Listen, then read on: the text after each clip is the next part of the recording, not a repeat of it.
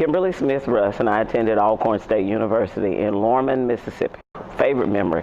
There are so many. I happened to go to school during the time that Steve McNair was at Alcorn. We actually came together. We're high school classmates, and when my parents dropped me, they dropped him. And so we were out there together and had so many wonderful memories. It's really hard to tell. I was a member of the Sounds of Dynamite Marching Band. I played bells and xylophone. I met my husband at Alcorn. So Alcorn is very special. My mom is an Alcornite. My daddy went to Mississippi Valley, so HBCUs are kind of in my blood. I always felt, I did not go to a majority black high school. It was rather 50-50. And the thought of going to school with black people was something that intrigued me. Alcorn State is kind of like a Wakanda, if you would. If you've seen the movie, you know, when it looks like woods and whatever, and then when you go over the hills and you see this city, and that's what Alcorn is. It's a city in the middle of nowhere that has a rich history, great culture. They're beautiful. The campus is beautiful. There is friendship that surpasses any sort of thought process that you could have. We, as an Alcornite, we always say it's where the air is cleaner, the grass is greener, and the water is just a little bit sweeter. And that's the truth at Alcorn State. I think the family atmosphere and the knowledge that you gain from your professors. The professors, if you were a student who wanted an education, who was intent on being a professional, who was intent on reaching goals and making sure that you were someone past those college gates, the faculty embraced you. And they would tell you about opportunities. They would also give you information on the real world. You know, when you get there, when you get to outside of these gates, this is what you can expect. When you have to do it yourself, when you have to, this is the type of internship you have. And they would also constantly tell us that this is not it. You came to Alcorn, and Alcorn is a foundation. It's like the foundation for a house. It's like the thing that helps you to build. And if you were a student who wanted to go and who wanted to be successful, there were teachers who would help you to get there and to make sure that you had the proper foundation. I started at Alcorn, but I have a PhD from Mississippi State University. And a lot of that was because of the foundation that I received at an HBCU. And I'm very proud of that. My mother's an Alcornite, but I wanted to be in a band. That was my dream from a little child. We were always exposed to college basketball, football games, but I went for the band. And during college visits, we were allowed to go in and see the inner workings of the band, go to the band hall, see how they prepared for the games and that sort of thing. And as a youngster, Alcorn always intrigued me because they had bells and xylophones. Their percussion section had a melodic section. And to me, that was deep. It was more than just drums and cymbals.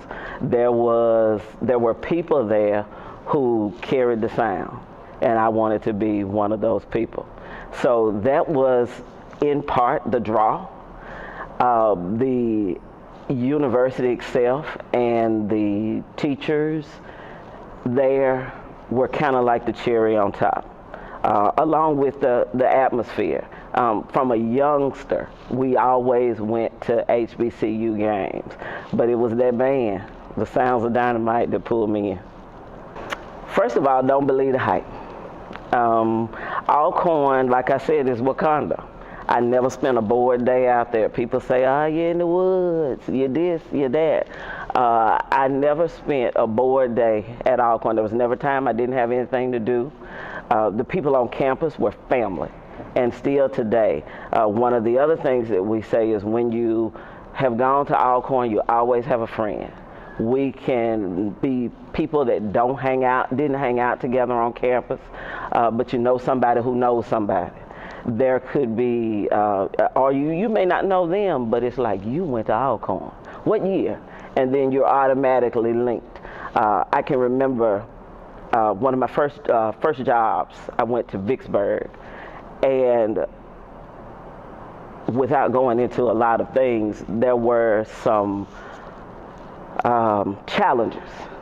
Well, the local newspaper came and did an interview, and in the interview, they took a picture of me sitting on my desk, and I had an Alcorn little figure on my desk, and in the writing, they put that I had an undergraduate from Alcorn State University.